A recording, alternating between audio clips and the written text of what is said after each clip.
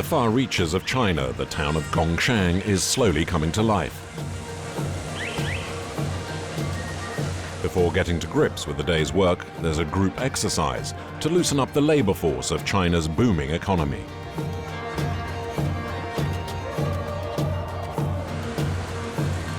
At 7 in the morning, and the single communal taxi that serves the border crossing into Burma is being prepared for the grueling journey.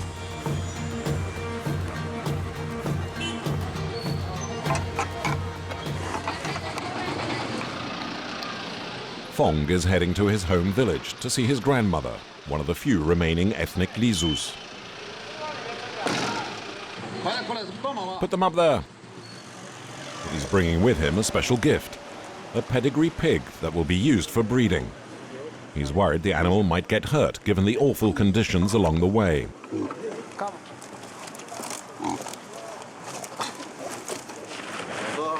Make it tight, it mustn't fall. He'll get sick like everyone else. You know what the road's like. Go carefully, it's precious. If it dies, you'll need to compensate me. In the areas bordering Burma, it's almost impossible to find petrol. Cheng, the driver, always takes an extra jerry can, which he plans to sell in the village for twice the price he paid for it.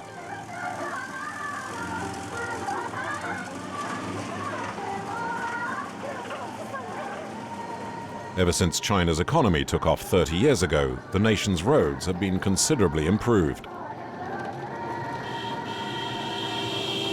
The government has built roads across some of the most remote regions. Massive projects to open up isolated villages where in the past they could only be supplied on horseback. It'll take about 6.5 hours to cover the 96 kilometers. The road to Fong's village is one of the most dangerous in China. The driver, Cheng, makes the journey once a week. Are the conditions really bad? Terrible. Dangerous as well? Well, a child was killed in an accident just the other day. But don't be scared. I've been driving on this road for 6 years.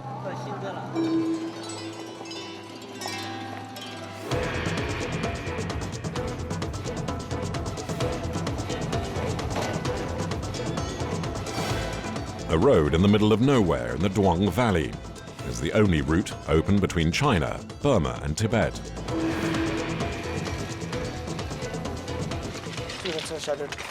We mustn't stay here. There could be more rocks falling.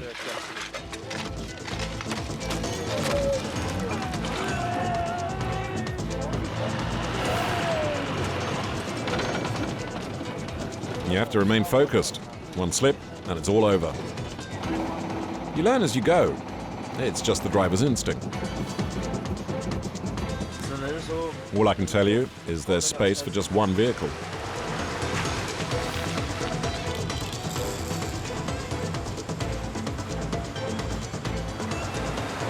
The Duong Valley is still a wilderness, thousands of square kilometers of jungle.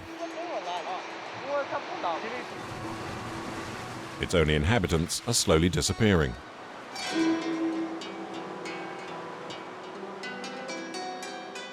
But in recent years, rich deposits of lead and tin have been discovered. It's become a magnet for sometimes unscrupulous fortune hunters, a new breed of Chinese adventurer.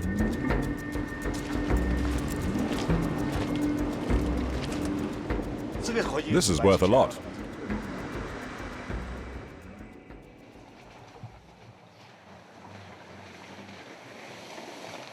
The communal taxi left the city of Gong Shang just over 1 hour ago, and the paved road has given way to a dirt track.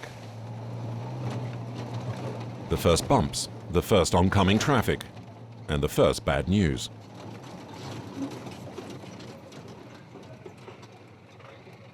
Hello, friend. Careful, it's awful further up. Why, what's happening? The road's blocked by falling rocks. On the road? Yep. The road is unstable and there are frequent landslides. It's vital that before continuing, they inform their loved ones exactly where they are. In case of accidents, the rescue services will know where to find them. This is the last place where the cell phones will work.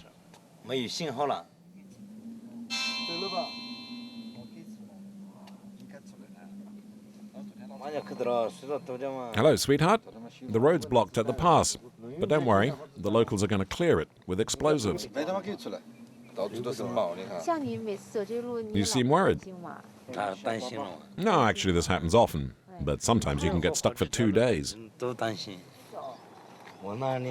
landslide was way up there, at an altitude of 3,400 meters.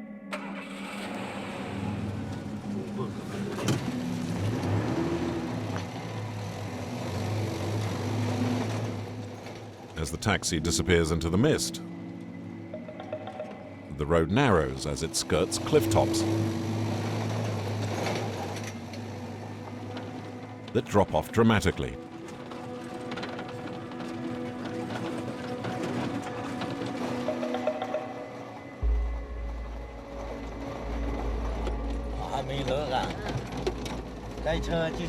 To deal with the conditions, your vehicle has to be in perfect condition. The brakes, the steering, and mainly me. I'm not allowed to be tired. You have to be focused. One slip, and it's all over.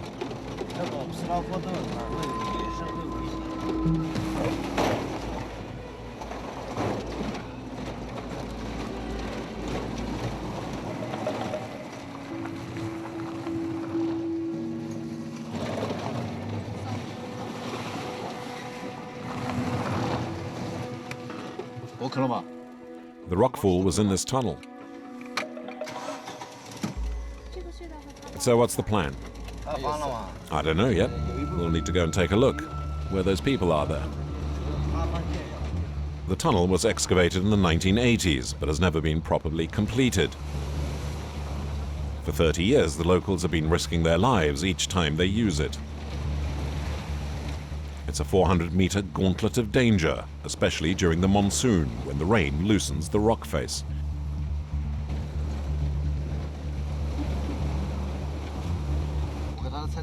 Hey, driver, go slowly. It's difficult. The wheels keep sliding.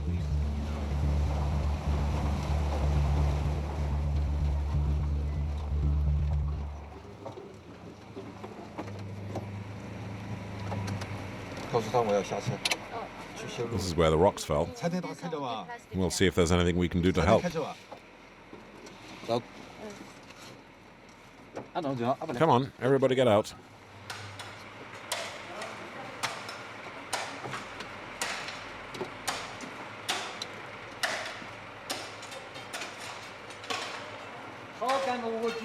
You see what's going on? All these rocks have crashed from up there. From the roof. Come on, hit it harder.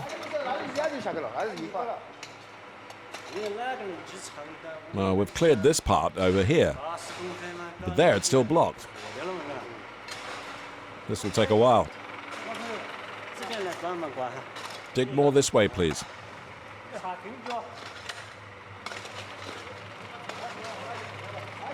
Hey, what about the light? Who switched off their engines? Come on, start it up again. So as not to run down their batteries, the engines are left running for the headlights. 10 men have been working flat out since early morning amid the exhaust fumes and dust. And at any moment there could be another rockfall.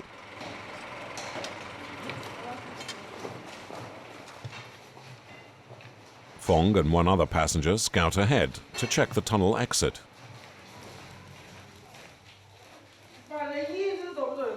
There'll be lots of people waiting on the outside, you'll see. Hey, you got a cigarette for me? You've been waiting long? Me? I just arrived. Do you often take this tunnel? I make this journey 3 times a week. There are rockfalls the whole time. This year, though, it's been worse, what with all the heavy rain we've had. The water seeps into the tunnel and it makes it crumble. Most of the passengers know this route well and have been accustomed to such delays.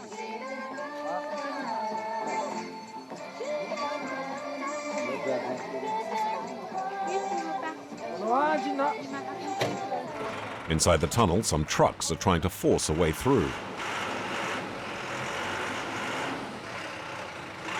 Go right.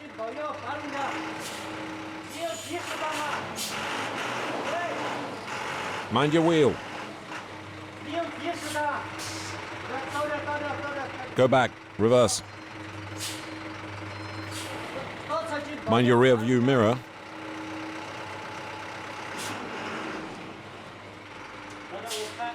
No, never mind. You'll never get through. Look, there's not enough room for your truck.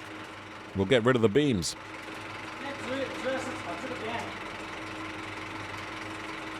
The beams, however, act as the tunnel roof's main support. Despite the danger, and to make more space, it's decided to knock a few of them down, risking yet more rock falls. Fong takes charge.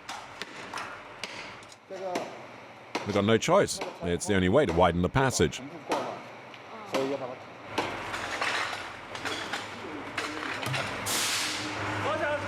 Come on, move forward. Slowly does it, come on.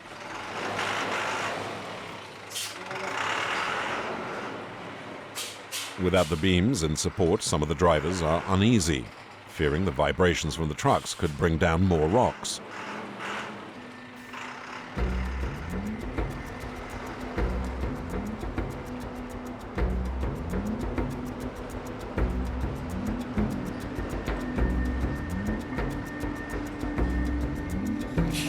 After a 2-hour wait, the communal taxi also makes it out.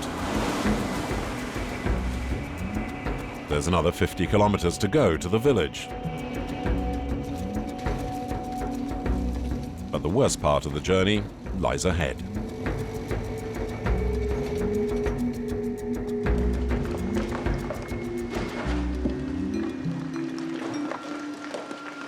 Further up in the mountains and along the track, the men cry out to avoid or warn of danger ahead. They're woodcutters, and to hurtle down into the ravine, they use rounded sections of wood. The makeshift camp in the middle of the jungle is home to a small group of men who produce charcoal.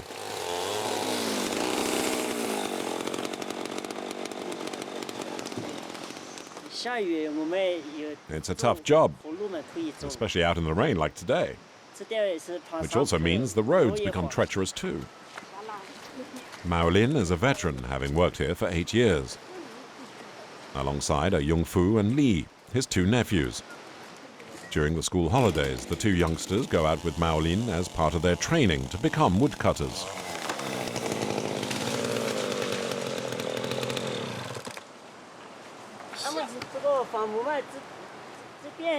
You see, you need to be very careful when the tree falls. It could snap in two and fall on top of you, which would not be good. The kids start off on small branches. You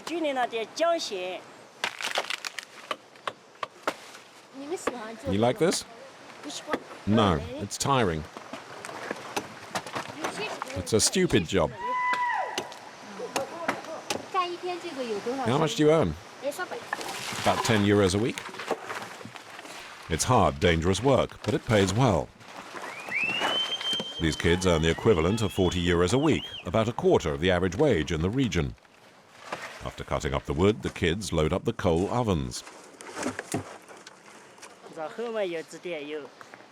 have to put the wood right at the back, along the stones. Then you light the fire on the other side.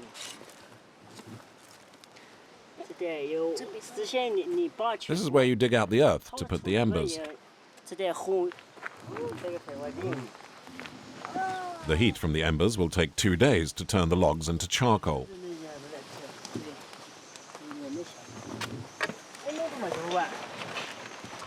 Mao Lin heads off down to the village to sell his charcoal alongside the road. At least, that's the plan. During the monsoon, it could rain for 8 hours a day. If it rains for too long, then it'll be difficult to sell anything today. 2 hours later, the rain lets up. and Mao Lin gets down to business.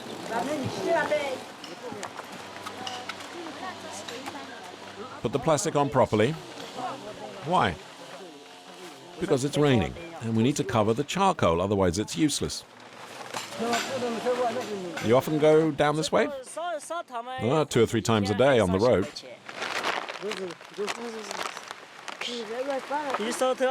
Okay, come on, let's go. It takes 2 hours to negotiate a steep, narrow and slippery path, with the kids carrying 5 kilos of charcoal and Mao Lin 15 on their backs and at a fast pace. They need to reach the village quickly to be able to sell their charcoal.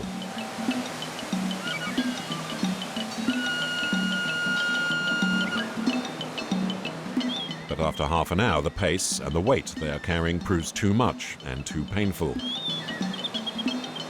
The small family needs to catch its breath.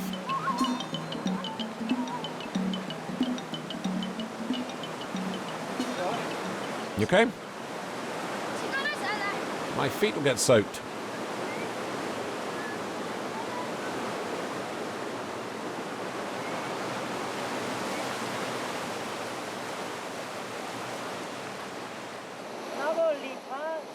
Sometimes the coal falls out and into our shoes, and that hurts our feet. But even worse are the stones that fall on our heads. Come on, we need to get going.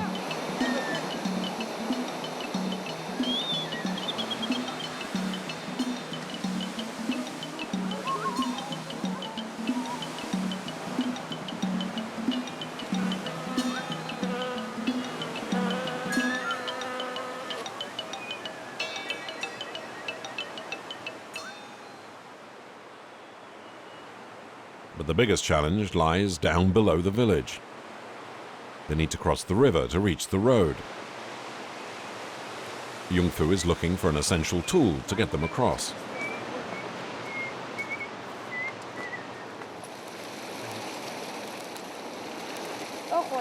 It's my pulley to get across.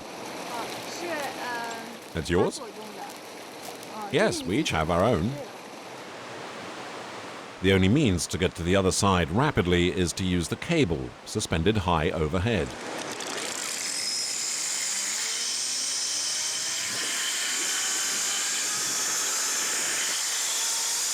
It's 50 meters long, and it allows them to cross in 30 minutes, as opposed to the extra half hour it would take if they hiked to the first available bridge. 1 year ago, an adult died while making the crossing, and ever since no child is allowed to cross on their own without villagers checking the equipment first.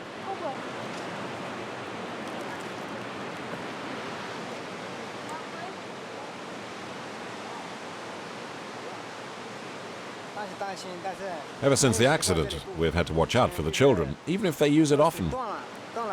The cable snapped, and the woman disappeared into the rapids below. But now the cable's been replaced. Now, what happens if you fall? I'll swim.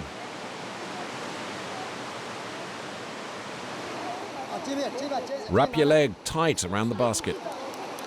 Hang on to me. Oh, the basket's turning.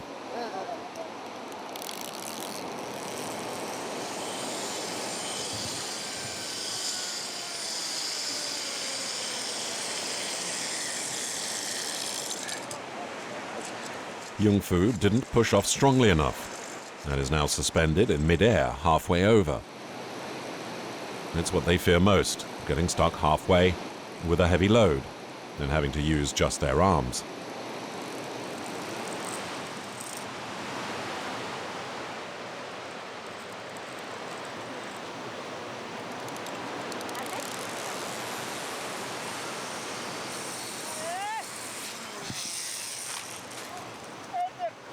Help me.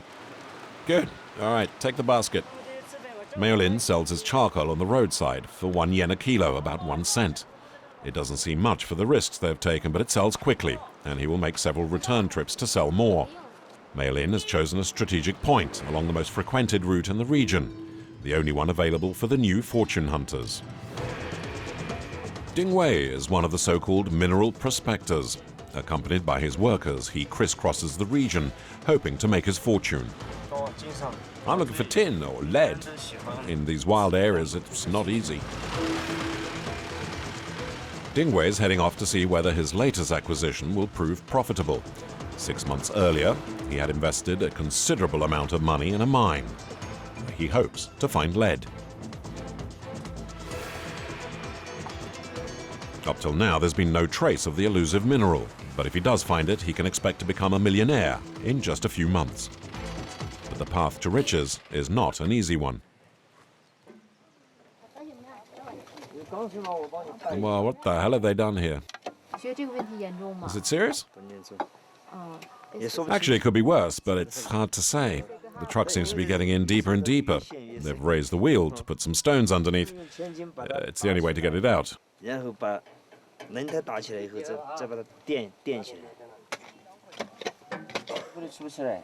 Heavily laden with humans and supplies, the truck has been slowly sinking in the mud since early in the morning. The passengers try, by whatever means, to get the wheels unstuck. So how's it going over here? Hurry up! What with the rain, it'll keep sinking.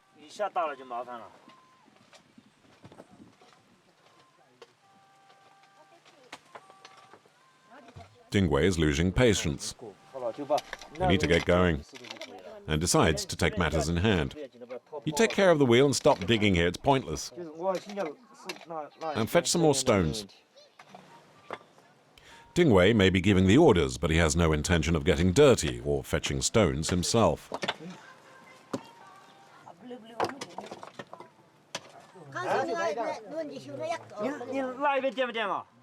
Come on, it's about to rain. We must get going now.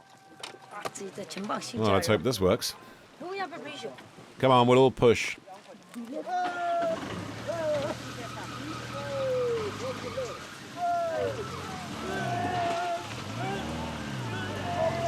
Knee-deep in mud and breathing in the exhaust fumes, the passengers encourage each other.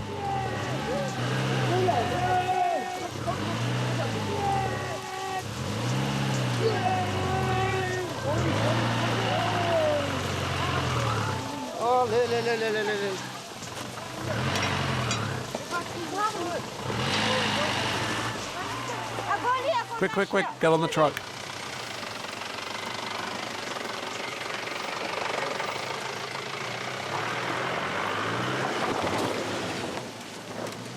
Dingwei knows all too well the hazards of this kind of road, having traveled them for many years.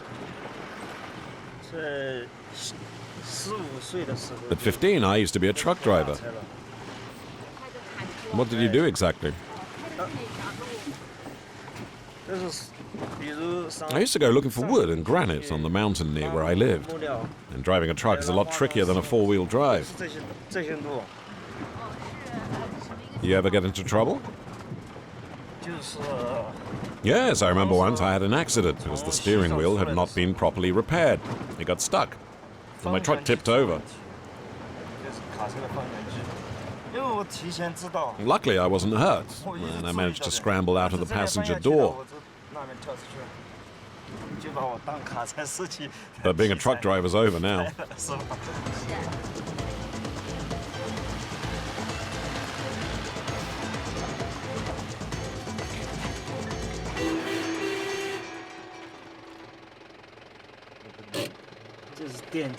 Damn, now what?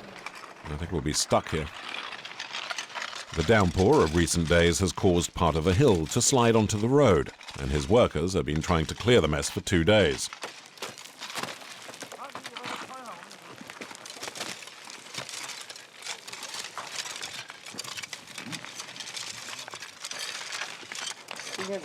What's happening?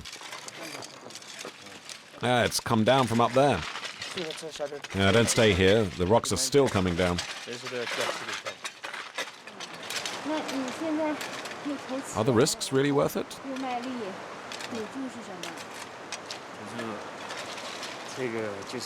You know, there's a lot of money to be made in a mine. But it's a bit like roulette. You can quickly make a fortune, or you can lose it all.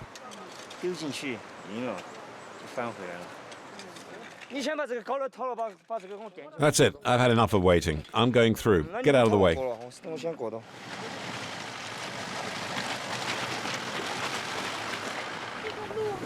You think it's okay now? Well, all I can tell you is that there's room for only one car on this road. But a few kilometers further on, fate decides otherwise. You can get off, please. Still another problem ahead. This time it's the road itself that has been swept away.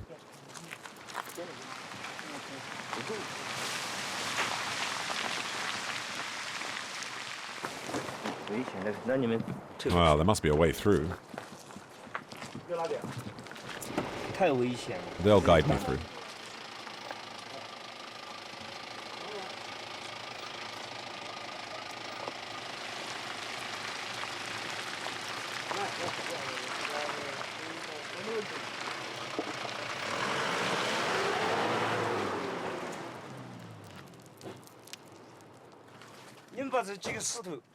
Okay, you need to dig up the mountainside a bit more. That side. That way would be further from the ravine. It would be safer. Come on, all aboard, everyone.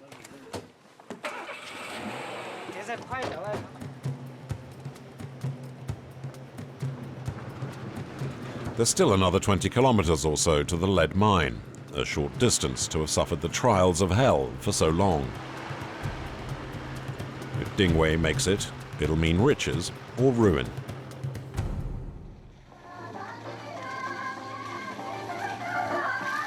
On the far side of the valley, the communal taxi is getting a rough ride, as are the passengers.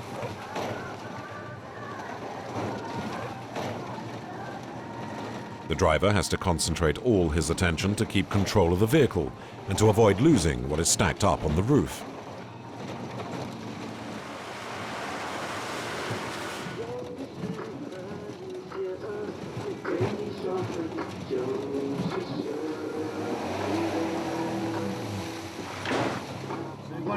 What was that? Something fell off. Let me have a look. Oh, it was the pig.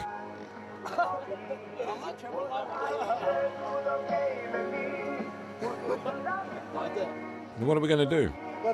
Well, we need to put it inside the car. No way. No pigs inside my taxi. Give it to me, gently.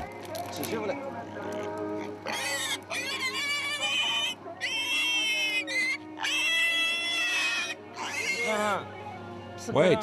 Hey, look at your animal. It's bleeding. The pig did indeed injure itself when it fell.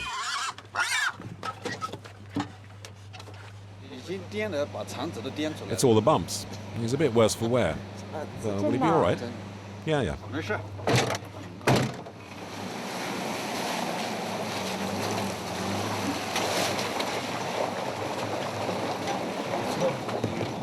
Don't worry. Let's not waste more time.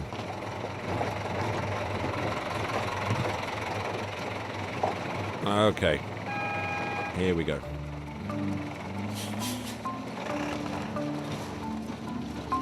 There is a steady stream of trucks along this road carrying wood and bringing hope to the valley. For the past few years, the government has been trying to repopulate areas more or less abandoned by the local peasants. Most left to work on building sites or in the factories that supply the world. But the economic crisis has made work harder to find, and many peasants have been returning to their villages. In an attempt to get the locals to stay put in this region, the government has been offering free housing for the poorest inhabitants. It's like under communism. Those who need them are given houses. Where have you come from on this trip? From Gong Shang, and I left the day before yesterday, but I was stuck because of a rockfall in the tunnel.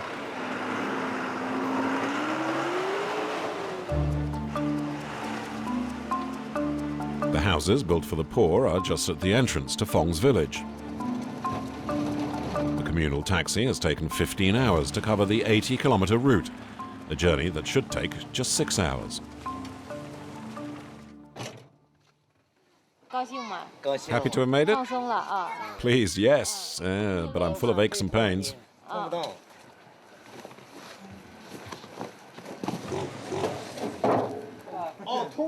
Oh dear, the can's been leaking. It's all over the place. Can's almost empty. Look, here's the hole where the petrol came out. Why is that serious? Well, I can't fill my motorbike now. Cheng, disappointed, decides to give what's left of the petrol away for free. But the 15-hour journey has at least earned him 100 yen per passenger, a total equivalent to 60 euros, which is decent money. How's the pig doing? Oh, he's all right, my pig. Just needs to rest, bit of treatment, and he'll be fine.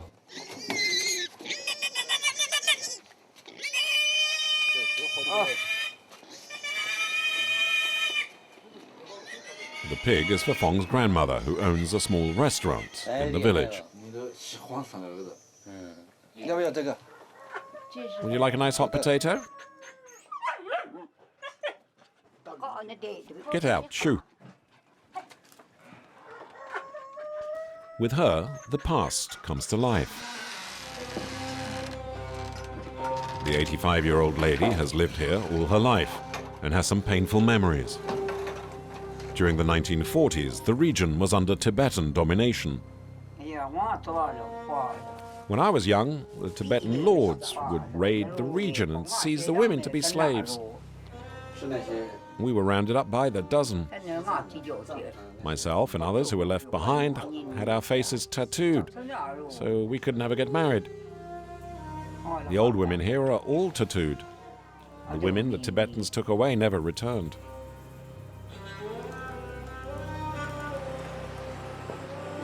The balance of power has changed dramatically. The women of the valley no longer live in fear of the Tibetans, whose closest villages are just a few kilometers away.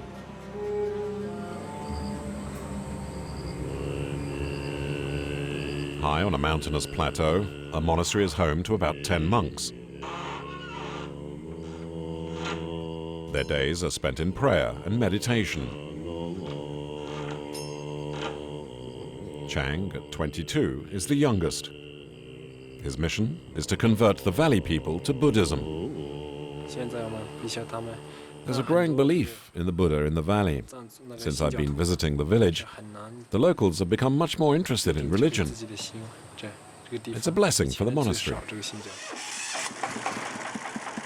Ever since Tibet was annexed by China in 1950, Tibetans, and in particular Tibetan monks, have been closely monitored, suspected by Chinese authorities of fostering hopes of independence among the population and inciting them to revolt. Go back a bit more. Is that close enough? Yep. As a result of these suspicions, temples have been destroyed and some monks imprisoned. What is taking place here is, for China, almost miraculous. Chang's Chinese converts have come to help rebuild the temple. They could get into trouble if they're seen with a monk, but it's a risk they're willing to take for their religion. In return, they'll get a few prayers and some alcohol. I don't pay them. I give them drink or beer. They're believers, you see, and they do it for Buddhism. They are the faithful, and we've never had any incidents because we pray a lot at the monastery to prevent that from happening. Once the truck has been filled, Chang is keen to place the last stone himself. Oh, it's heavy.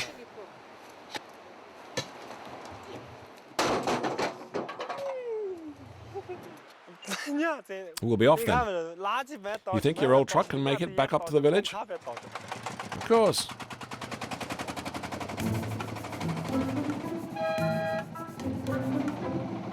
The monk has every right to be concerned.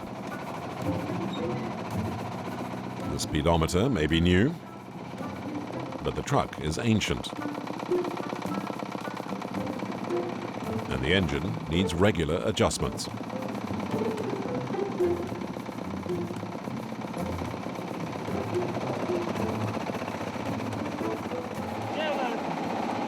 problem is the road goes up and down, and the truck doesn't like that.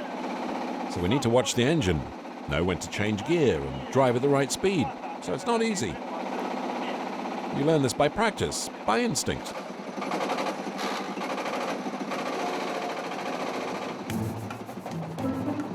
To save his engine as far as possible, the driver has a technique that is particularly risky. Downhill, he freewheels, engine off, foot on the brake.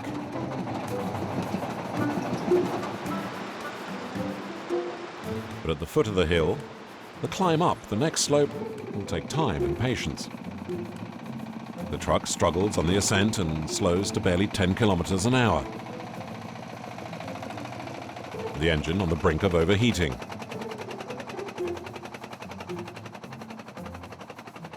Uphill, the trick is a small homemade tap under the seat. You see this water tap? I use it to cool the engine from the tank that's on the roof. Without it, it would overheat, break down, and that would be the end.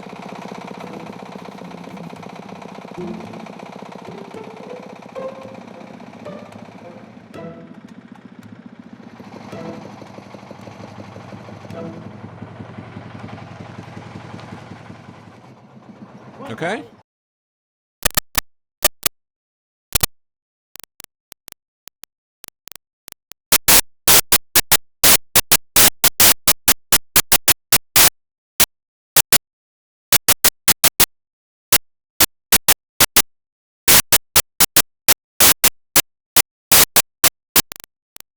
So that it can house up to 30 monks.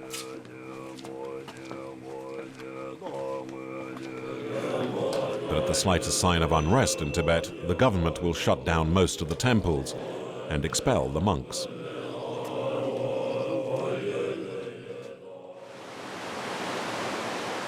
On the slopes opposite the temple lies Fong's village. Today is a big day, for it marks the start of the hunting season. To earn some extra money, Fong hunts for flying squirrels, which are considered a delicacy in his home region. The slivers of bamboo will be fashioned into arrows. In these parts, the weapon of choice is the crossbow. In the valley, almost no one owns a firearm. The cartridges are far too expensive. This is how you carry a crossbow, you see. It has to be kept firmly against the body, so it doesn't get caught in any branches, and so that you can also run after the prey.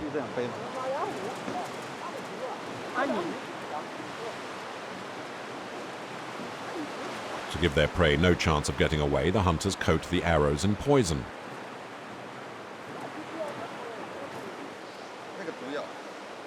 It's a quite natural poison made by crushing the leaves of a certain flower. The flower is picked in the mountains during the spring and then dried. It is highly toxic. Before handling it, the hunters make sure they have no cuts or wounds on their hands. When the poison reaches its target, there's no immediate effect, but 10 minutes later, even if it's been barely touched, the animal will collapse, and there's no way it will survive. All we need to do is pick it up.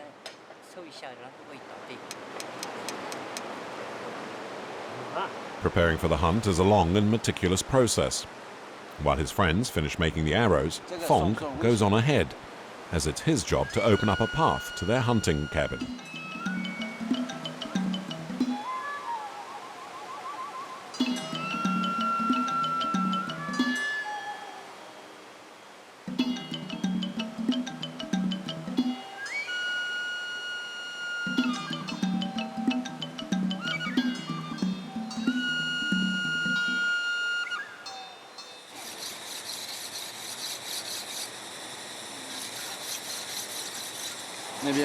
The machete must be razor sharp for the remainder of the path. It's a 3-hour-long trek through the torrid jungle.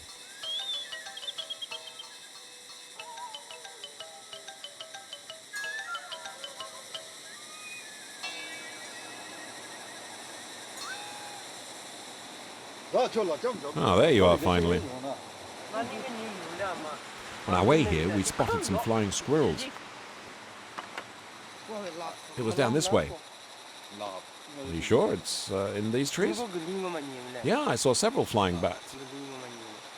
Let's begin the hunt over there then. Fong is concerned about the humid conditions, which are no good for his crossbow, as it causes the string to stretch and lose its power, and the wood to expand, meaning the bow will be far less accurate.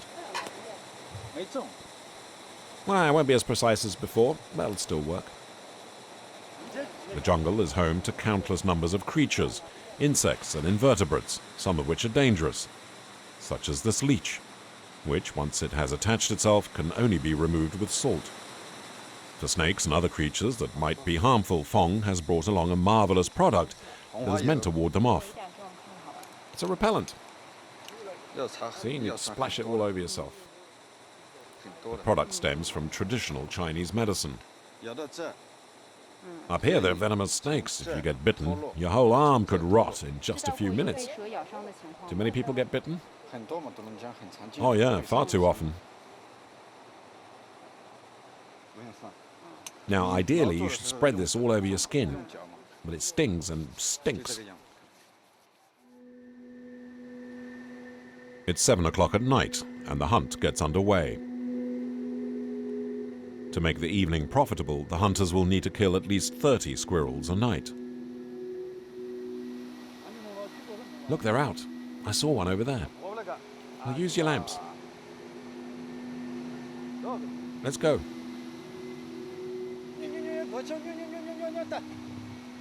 To lure the animals, Fong imitates the sound of a female. But the light from their lamps attracts unwanted attention. Look, a snake! It's huge! Get back, get back. They'll need to tread carefully in the dark.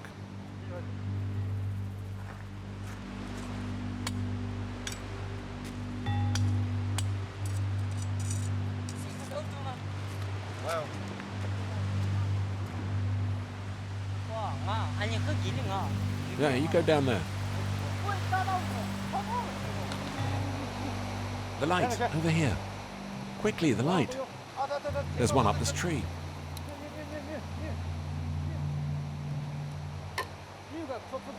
Quick, see if you got him. I can't see a thing. You must have missed him. So far, all they've caught is a leech. The hunt gets off to a poor start for Fong and his team, but they've another 2 weeks before them in which to reach their target of 500 flying squirrels. It's the moment of truth for Dingwei, the fortune hunter. Now, it's taken me 6 hours to get up here, and I'm just below it now. He'll soon know whether he was right to invest in the mine. He's hoping to find lead, which in China is worth its weight in gold.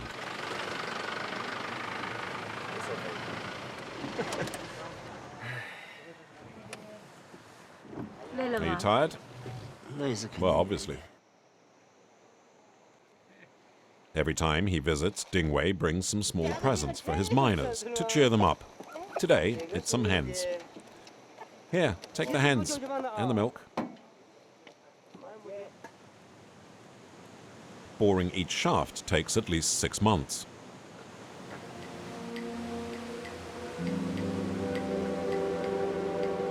The miners rarely head back to town and often work in shifts, day and night, to extract the lead from the 20 or so mines that have been dug into the mountains. About 100 men and a few women live here in tough conditions, crammed together in makeshift tents.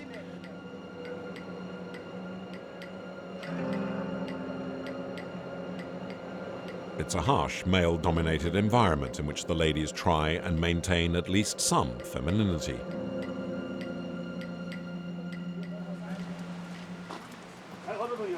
Hello, everyone. Hello, boss. We found some deposits. Let me show you on the map. Great. Show me a sample.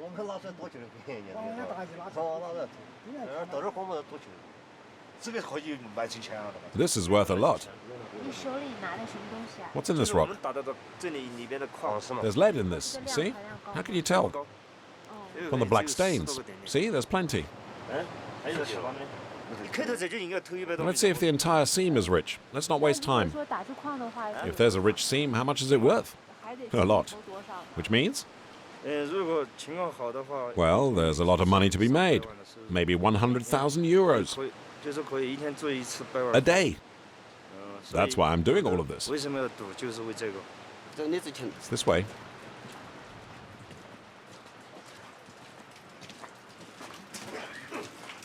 The gallery stretches for 400 meters into the bowels of the earth. The gas and humidity irritates the throat. This should be it. I can't see anything. Why is there no power down here? You should have set that up. Well, give me your lamp. Oh, I can't see anything. No, I don't think this is the right place. Hey, what, you lost your seam or what? Come on, show me the right path. I don't want to hang about here for hours. The mine is a labyrinth with dozens of galleries, and in order to save money, none of them have been shorn up. Security here is not a major concern. Is working in the mine tough? Well, I'm used to being in the dark. Prefer it to sunlight now. But yes, it is dangerous, and people die, often. Just the other day, 10 friends of mine were killed when their gallery caved in. You could have put some lights here at least. It's not good work, guys. Boss, it's here. But it doesn't look that great to me.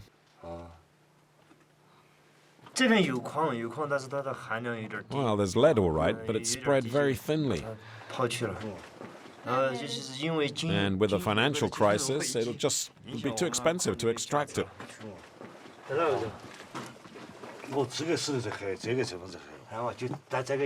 Hey, take a look, boss. The vein runs down this way, too. Ah, that's more like it. This is the real thing. All of this is lead. This can be extracted. No question. You pleased? Sure, but it will depend on how deep the vein runs.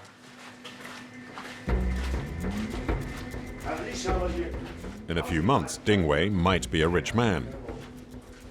Something that will attract other prospectors and could disturb the tranquility of the Duong Valley, turning it, like so many other parts of today's New China, into an El Dorado.